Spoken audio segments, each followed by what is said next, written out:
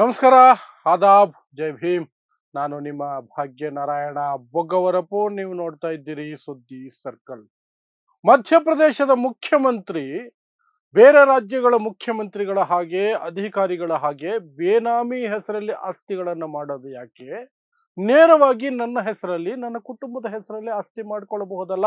ಯಾರೇನ್ ಮಾಡ್ಕೊಂಡ್ಬಿಡ್ತಾರೆ? ನಾನು RSSನ ಆಪ್ತ ಮನುಷ್ಯ. ಬಿಜೆಪಿಯಲ್ಲಿ ಟಾಪ್ 2 ಅಲ್ಲಿರುವಂತಹ ನರೇಂದ್ರ ಮೋದಿ ಮತ್ತು ಅಮಿತ್ ಶಾ ಅವರ ಮುದ್ದಿನ ಮನುಷ್ಯ. ಹಾಗಾಗಿ ನಾನು ನೇರವಾಗಿ ಲೂಟಿ ಹೊಡಿಬೋದಲ್ಲ? ಯಾಕೆ ಸುಮ್ಮನೆ ಅವ್ರ ಇವ್ರ ಹೆಸರಲ್ಲಿ ಮಾಡಿ ಮತ್ತೆ ಅವರು ನಾಳೆ ಮೋಸ ಮಾಡಿದ್ರೆ ನನಗೆ ಲಾಸ್ ಆಗುತ್ತೆ ಅಂತ ಅನ್ಕೊಂಡ್ರು ಏನೋ.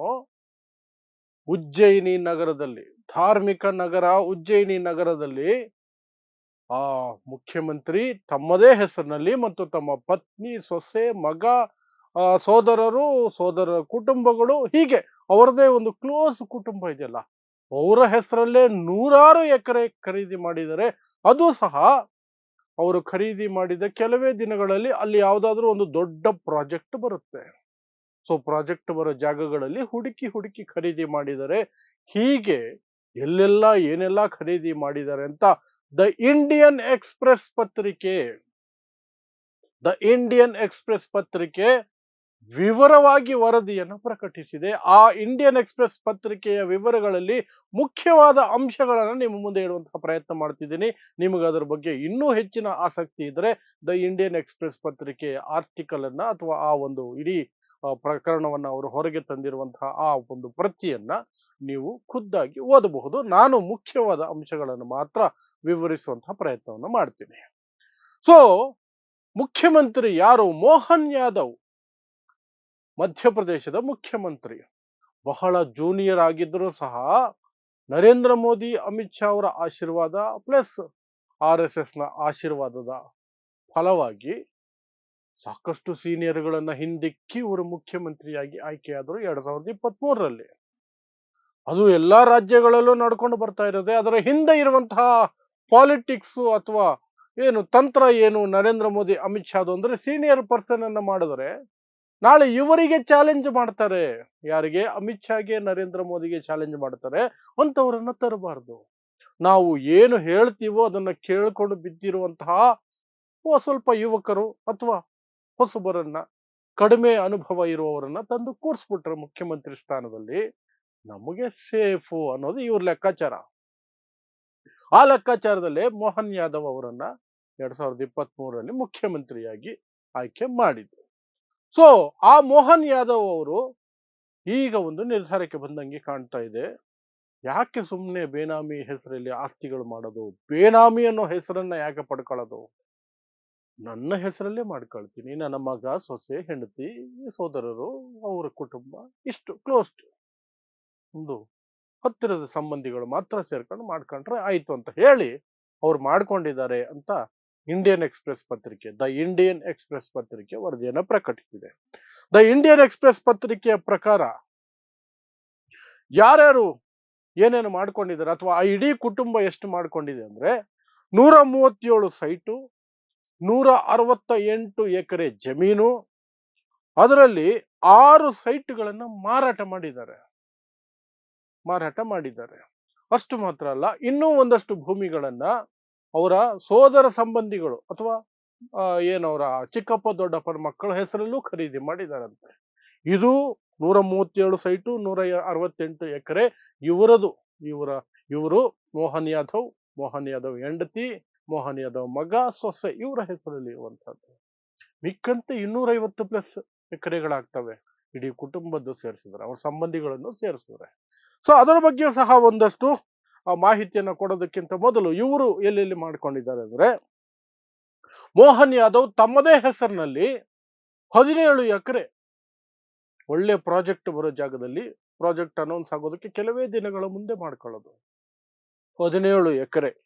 ಪತ್ನಿಯ ಹೆಸರಿನಲ್ಲಿ 11 ಎಕರೆ, ಮಗನ ಹೆಸರಿನಲ್ಲಿ 17 ಎಕರೆ, ಸೊಸೆ ಹೆಸರಿನಲ್ಲಿ 10 ಎಕರೆ. ಇದೆಲ್ಲವೂ ಸಹ ಅವರು ಮುಖ್ಯಮಂತ್ರಿ ಆದ ನಂತರ ಖರೀದಿ ಮಾಡಿರುವಂತಹ ಭೂಮಿಗಳು, ಜಮೀನುಗಳು. 2023ರ ಜನವರಿಯಲ್ಲಿ ಅವರು ಮುಖ್ಯಮಂತ್ರಿ ಆದ ನಂತರ, ಅಂದ್ರೆ 2022ರ ಡಿಸೆಂಬರ್ ಅಲ್ಲಿ ಮುಖ್ಯಮಂತ್ರಿ ಆಗ್ತಾರೆ. 2023 ಜನವರಿಯ ನಂತರ ಖರೀದಿ ಮಾಡಿದ್ದಾರೆ ಇವರು. ಇಷ್ಟನ್ನು ಖರೀದಿ ಮಾಡಿದ್ದಾರೆ. ಸೊ ಅಲ್ಲಿಗೆ ಅವರು ಮುಖ್ಯಮಂತ್ರಿ ಆದ್ಮೇಲೆನೆ ಖರೀದಿ ಮಾಡಿರೋದು ಇದನ್ನ. ಸೊ ಇನ್ನು ಅವರ ಸಂಬಂಧಿಗಳು ಅಂದ್ರೆ ಸೋದರರು, ಸೋದರ ಆ ಚಿಕ್ಕಪ್ಪ ದೊಡ್ಡಪ್ಪ ಮಕ್ಕಳು ಎಲ್ಲ ಸೇರಿ ಒಂದು 191 ಎಕರೆ, 191 ಎಕರೆ. ಆ ನಂತರ ಬೇರೆ ಸಂಬಂಧಿಗಳು ಅಂದ್ರೆ ಅವರ ಸೋದರರು ಇದ್ದಾರಲ್ಲ, ಅವರ ಹೆಂಡತಿ, ಅವರ ಕುಟುಂಬಸ್ಥರ ಹೆಸರಿನಲ್ಲಿ ಒಂದು 22 ಎಕರೆ. ಹೀಗೆ 250ಕ್ಕಿಂತ ಹೆಚ್ಚು, 250 ಎಕರೆಗಿಂತ ಹೆಚ್ಚು ಖರೀದಿ ಮಾಡಿದ್ದಾರೆ. ಮತ್ತು ಒಂದು 6 ಜಾಗಗಳಲ್ಲಿ, ಒಂದು 6 ಸೈಟ್ಗಳನ್ನ ಮಾತ್ರ ಖರೀದಿ ಮಾಡಿದ ಕೆಲವೇ ದಿನಗಳಲ್ಲಿ ಮಾರಾಟ ಮಾಡಿದ್ದಾರೆ. ಸೊ ಅಲ್ಲಿ ಏನು ಸರ್ಕಾರದ ಬೆಲೆಗೆ ರಿಜಿಸ್ಟ್ರೇಷನ್ ಆಗಿರುತ್ತೆ, ಯಾವ ಬೆಲೆಗೆ ಮಾರಾಟ ಆಗಿರುತ್ತೆ ಅನ್ನೋದು ಬೇರೆ ವಿಚಾರ, ಅದು ನಿಮಗೆ ಗೊತ್ತಿರುತ್ತೆ. ಸೊ ಒಂದು ಪ್ರಾಜೆಕ್ಟ್ ಬರುತ್ತೆ ಅನ್ನೋದು ಮುಖ್ಯವಾಗಿ ಯಾರಿಗೆ ಗೊತ್ತಾಗುತ್ತೆ? ಮೊಟ್ಟ ಮೊದಲಿಗೆ ರಾಜ್ಯದ ಮುಖ್ಯಮಂತ್ರಿಗೆ ಗೊತ್ತಿರುತ್ತೆ. ಆನಂತರ ಮಂತ್ರಿಗಳ ಗಮನಕ್ಕೆ ಬರುತ್ತೆ, ಮಂತ್ರಿಗಳು ಸಹ ಜೊತೆಲಿ ಕೂತ್ಕೊಂಡು ಪ್ಲಾನಿಂಗ್ ಮಾಡ್ತಾರೆ. ಆ ನಂತರ ಅಧಿಕಾರಿಗಳವರೆಗೆ ಹೋಗುತ್ತೆ, ಆ ನಂತರ ಕಾರ್ಪೊರೇಷನ್ ಲೆವೆಲ್ ಅಲ್ಲಿ ಹೋಗುತ್ತೆ, ಅಥವಾ ಜಿಲ್ಲಾಡಳಿತ ಅಲ್ಲಿ ಇಲ್ಲಿ ಹೋಗುತ್ತೆ.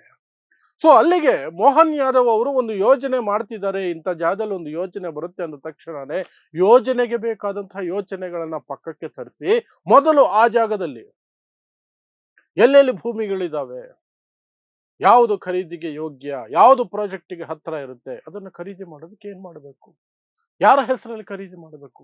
ಬೇನಾಮಿ ಹೆಸರಲ್ಲಿ ಖರೀದಿ ಮಾಡಿ ಮೋಸ ಹೋಗೋದು ಬೇಕಾಗಿಲ್ಲ, ಮೋಸ ಹೋಗಬಾರದು. ನಾವು ಬೆವರು ಸುರಿಸಿ ದುಡಿದ ದುಡ್ಡಲ್ವಾ ಇದು, ಮೋಸ ಹೋದ್ರೆ ಹೇಗೆ ಅಂತ ತವಕದಲ್ಲಿ ಹೆಂಡತಿ ಹೆಸರಿಗೆ ಎಷ್ಟು ಮಾಡಬೇಕು, ನನ್ನ ಹೆಸರಲ್ಲಿ ಎಷ್ಟು ಇಟ್ಕೋಬೇಕು, ಮಗನ ಹೆಸರು ಎಷ್ಟಿಗೆ ಇಡಬೇಕು, ಸೊಸೆ ಹೆಸರಲ್ಲಿ ಎಷ್ಟು ಮಾಡ್ಕೊಳ್ಬೇಕು, ಇದನ್ನೆಲ್ಲ ಪಾಪ ಹಗಲು ರಾತ್ರಿ ಚರ್ಚೆ ಮಾಡಿ, ಯೋಚನೆ ಮಾಡಿ, ದಣಿದು ನಿದ್ದೆಗೆಟ್ಟು ಎಲ್ಲ ಆದ ನಂತರ ಆ ಖರೀದಿಗಳನ್ನೆಲ್ಲ ಮುಗಿಸಿ ಆ ನಂತರ ಯೋಜನೆಯನ್ನ ಜನರ ಮುಂದೆ ಇಡುವಂಥದ್ದು. ಇಂತಹ ಯೋಜನೆ ಇಂಥ ಜಾಗದಲ್ಲಿ ಬರ್ತಿದೆ ಅಂತ. ಸೊ ಇದೆಲ್ಲವೂ ಸಹ ಉಜ್ಜಯಿನಿ ನಗರದಲ್ಲಿ ಆಗಿರೋದು. ಇನ್ನು ಇಂದೋರಲ್ಲೂ ಖರೀದಿ ಮಾಡಿದಾರಂತೆ, ಅದರ ಬಗ್ಗೆ ನಿಖರವಾದ ಮಾಹಿತಿಗಳು ಇನ್ನು ಹೊರಗಡೆ ಬರಬೇಕಾಗಿದೆ. ಅದ್ರ ಬಗ್ಗೆ ಇಂಡಿಯನ್ ಎಕ್ಸ್‌ಪ್ರೆಸ್ ಒಂದಷ್ಟು ಮಾಹಿತಿಯನ್ನ ಪ್ರಕಟ ಮಾಡಿದೆ. ಬಟ್ ಮೇಜರ್ ಪರ್ಚೇಸಸ್ ಆಗಿರುವಂತಹದ್ದು, ಮೇಜರ್ ಖರೀದಿಗಳಾಗಿರುವಂತಹದ್ದು ಉಜ್ಜಯಿನಿ ನಗರದಲ್ಲಿ. ಸೊ ಹಿಂದೂಗಳಿಗೆ ಪವಿತ್ರ ನಗರಗಳಲ್ಲಿ ಒಂದು ಉಜ್ಜಯಿನಿ. ಆ ನಗರದಲ್ಲಿ ಈ ಕತೆ. ಒಂದು ಕಡೆ ಅಯೋಧ್ಯೆ ರಾಮ ಮಂದಿರದಲ್ಲಿ 100 ಕೋಟಿ ಲೂಟಿ. ಅದೇ ರೀತಿಯಾದಂತಹ ಇನ್ನೊಂದು ಧಾರ್ಮಿಕ ನಗರ ಉಜ್ಜಯಿನಿಯಲ್ಲಿ ಈ ರೀತಿ ಭೂಮಿ ಲೂಟಿ. ಅದು ಯಾರು? ನೇರ ಮುಖ್ಯಮಂತ್ರಿ ಕುಟುಂಬದಿಂದಲೇ ಅನ್ನೋದು ಇಂಡಿಯನ್ ಎಕ್ಸ್‌ಪ್ರೆಸ್ ವಾದ ಮತ್ತು ಅದರ ಆರೋಪಗಳೀಗ. ಸೊ ಇದರ ಬಗ್ಗೆ ಕ್ಲಾರಿಫಿಕೇಶನ್ ಕೊಡ್ಬೇಕಲ್ವಾ, ಇಲ್ಲ ಇದು ಸುಳ್ಳು ಅಂತ ಹೇಳ್ಬೇಕಲ್ವಾ. ನಿಜವಾಗ್ಲೂ ಅದಕ್ಕೆ ಏನಾದ್ರೂ ಒಂಚೂರಾದ್ರೂ ಆಧಾರಗಳಿಲ್ಲ ಅಂದಿದ್ರೆ ಮುಖ್ಯಮಂತ್ರಿ ಕಡೆಯಿಂದ ಏನು ಹೇಳಿಕೆ ಇಲ್ಲ, ಏನು ಹೇಳಿಕೆ ಇಲ್ಲ. ನಾನಿವತ್ತು ಈಗ ಕಾರ್ಯಕ್ರಮ ಮಾಡುವ ಹೊತ್ತಿಗೆ ಮುಖ್ಯಮಂತ್ರಿ ಮೋಹನ್ ಯಾದವ್ ಕಡೆಯಿಂದ ಯಾವುದೇ ರೀತಿಯಾದಂತಹ ಈ ವರದಿಯ ಕುರಿತಾಗಿ ಸುಮಾರು ಇವತ್ತು ಬೆಳಗ್ಗೆ ಪ್ರಕಟ ಆಗಿದ್ದು, ನಿನ್ನೆ ರಾತ್ರಿಗೆ ಅದು ಸುದ್ದಿಗಳನ್ನು ಪ್ರಕಟಿಸಿ ಇವತ್ತು ಬೆಳಗ್ಗೆ ಪತ್ರಿಕೆಯಲ್ಲಿ ಬಂದಿರೋದು. ಸಂಜೆ ಆದರೂ ಸಹ ಮೋಹನ್ ಯಾದವ್ ಕುಟುಂಬದಿಂದ ಆಗ್ಲಿ, ಮೋಹನ್ ಯಾದವ್ ಅವರಿಂದಾಗ್ಲಿ ಇದನ್ನ ನಿರಾಕರಿಸಿ ಒಂದು ಸ್ಟೇಟ್ಮೆಂಟ್ ಇಲ್ಲ. ಬಟ್ ಆರಾಮಾಗಿ ಎಲ್ಲಾ ಕಾರ್ಯಕ್ರಮಗಳಲ್ಲಿ ಪಾಲ್ಗೊಂಡು ಓಡಾಡ್ಕೊಂಡಿದ್ದಾರೆ. ಅಂದ್ರೆ ಅವ್ರಿಗೆ ಧೈರ್ಯ ಏನು ಅಂದ್ರೆ, ನಾನು RSS ನಿಂದ ಆಯ್ಕೆಯಾಗಿರುವಂತಹ ವ್ಯಕ್ತಿ, ನಾನು ನರೇಂದ್ರ ಮೋದಿ ಮತ್ತು ಅಮಿತ್ ಶಾ ಇಂದ ಕೂಗುಚ್ಚ ಪಡ್ಕೊಂಡ ಮುಖ್ಯಮಂತ್ರಿ ಆದಂತಹ ವ್ಯಕ್ತಿ, ನನ್ನನ್ನು ಏನು ಮಾಡಕ್ಕಾಗೋದಿಲ್ವಾ, ಏನು ಮಾಡಕ್ಕಾಗೋದಿಲ್ಲ ಅನ್ನುವಂತಹ ಬಂಡ ಧೈರ್ಯ ಮಧ್ಯಪ್ರದೇಶದ ಮುಖ್ಯಮಂತ್ರಿ ಮೋಹನ್ ಯಾದವ್ಗೆ ಬಂದಂತೆ ಕಾಣ್ತಾ ಇದೆ. ಇನ್ನು ಈ ವಿಚಾರ ಏನು ಹೊಸದಲ್ಲ. ಕೆಲವು ತಿಂಗಳ ಹಿಂದೆನೆ ಬಿಜೆಪಿಯ ಒಳಗಿರುವವರೇ ನಾಯಕರು ಇದನ್ನೆಲ್ಲ ನೋಡಿ ಸಹಿಸಲಾರದೆ ಹೊಟ್ಟೆಯ ಕಿಚ್ಚಿಗೋ ಇನ್ಯಾವುದೋ ಕಾರಣಕ್ಕೋ ಅಮಿತ್ ಶಾಗೆ ಪತ್ರ ಬರೆದಿದ್ರಂತೆ. 3 ಪತ್ರ ಬರೆದಿದ್ರಂತೆ, ಒಂದಕ್ಕೂ ಸಹ ರಿಪ್ಲೈ ಇಲ್ಲ, ಆಕ್ಷನ್ ಇಲ್ಲ, ಕ್ರಮ ಇಲ್ಲ. ಹಾಗಾದ್ರೆ ಹೈಕಮಾಂಡ್ಗೂ ಗೊತ್ತಿತ್ತ ಅದ್ರದ್ದು ಯಾವುದಾದ್ರೂ ಒಂದು ರೀತಿ ಹೊಸ ಸ್ಕ್ಯಾಮ್ ಹೊರಗಡೆ ಬರುತ್ತಾ ಹೈಕಮಾಂಡ್ ವಿಚಾರವಾಗಿ? ಗೊತ್ತಿಲ್ಲ. ಸದ್ಯಕ್ಕಂತೂ ಈ ನಂಬರ್ಗಳು ಹೊರಗಡೆ ಬಂದಿದೆ. ಅದು ದ ಇಂಡಿಯನ್ ಎಕ್ಸ್‌ಪ್ರೆಸ್ ಮಾಡಿರುವಂತಹ ಒಂದು ಇನ್ವೆಸ್ಟಿಗೇಷನ್ ಜರ್ನಲಿಸಂ ಮೂಲಕ ಹೊರಗಡೆ ಬಂದಿರೋದು. ಇನ್ನು ಮುಖ್ಯಮಂತ್ರಿಗಳು ಪ್ರಧಾನಮಂತ್ರಿಗಳು ಇದ್ರ ಬಗ್ಗೆ ಎಲ್ಲ ಮಾತಾಡಕ್ಕೆ ಅವ್ರಿಗೆ ಸಮಯನೇ ಇರಲ್ಲ. ಅವ್ರಿಗೆ ಉಳಿಯೋದೇ ಒಂಚೂರು ಸಮಯ. ಆ ಸಮಯನ ಪಾಪ ಅವ್ರು ಇವ್ರಿಗೆ ಟಾಫಿ ಹಂಚಬೇಕು, ಮೆಲೋಡಿ ಕೊಡಬೇಕು, ಪೋಸ್ ಕೊಡಬೇಕು ಕ್ಯಾಮರಾಗಳಿಗೆ, ಏನೇನೋ ಮಾಡಬೇಕು. ಅದನ್ನ ಬಿಟ್ಬಿಟ್ಟು ಈ ರೀತಿಯಾದ ವಿಚಾರಗಳಿಗೆ ತಲೆ ತೋರಿಸ್ಕೊಂಡು ಮೂಗು ತೋರಿಸ್ಕೊಂಡು ಇರಕ್ಕಾಗತ್ತಾ ಪ್ರಧಾನಮಂತ್ರಿಗಳಿಗೆ? ಛೇ ಛೇ ಛೇ ಛೇ, ನೋ ವೇ, ಚಾನ್ಸೇ ಇಲ್ಲ. ಅವ್ರ ಕಡೆಯಿಂದ ಯಾವ ಪ್ರತಿಕ್ರಿಯೆನೂ ಬರಲ್ಲ, ಬರೋದೇ ಇಲ್ಲ, ಅದಂತೂ ಖಂಡಿತ. ಹಾಗಾದ್ರೆ ಏನಾಗುತ್ತೆ?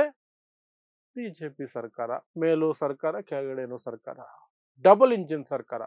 ಸೊ ಹೀಗೆ ನಡ್ಕೊಂಡು ಹೋಗ್ತಿರುತ್ತೆ, ಹೀಗೆ ನಡ್ಕೊಂಡು ಹೋಗ್ತಿರುತ್ತೆ.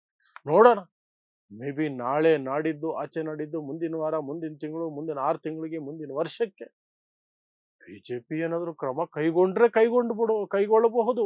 ಚುನಾವಣೆಗಳಿಗೆ ಹೆದರಿ, ವೋಟಿಗೆ ಹೆದರಿ, ವಿ ವಿಲ್ ವೇಟ್, ಅಷ್ಟೇ, ಇನ್ನೇನಿಲ್ಲ. ಸೊ ಇದಿಷ್ಟು ಮಧ್ಯಪ್ರದೇಶದಲ್ಲಿ ನಡೆದಿರುವಂತಹ ಅಥವಾ ನಡೆದಿದೆ ಎನ್ನಲಾಗಿರುವಂತಹ ಒಂದು ದೊಡ್ಡ ಭೂ ಹಗರಣ. ಅದು ಸ್ವತಃ ಮುಖ್ಯಮಂತ್ರಿ ಮತ್ತು ಆತನ ಕುಟುಂಬ ನೇರವಾಗಿ ಪಾಲ್ಗೊಂಡಿದೆ ಅನ್ನುವಂತಹ ಆರೋಪಗಳನ್ನ ದ ಇಂಡಿಯನ್ ಎಕ್ಸ್‌ಪ್ರೆಸ್ ಪತ್ರಿಕೆ ಹಾಕ್ತಾ ಇದೆ ವಿತ್ ನಂಬರ್ಸ್ ಮತ್ತು ಫಿಗರ್ಸ್ ಅಷ್ಟೇ. ಸೊ ಇಂತಹದ್ದೇ ವಿಶೇಷ ಸುದ್ದಿಗಳಿಗಾಗಿ ನೋಡ್ತಾ ಇರಿ ಸುದ್ದಿ ಸರ್ಕಲ್. ನಾನು ನಿಮ್ಮ ಭಾಗ್ಯನಾರಾಯಣ ಬೊಗವರಪು.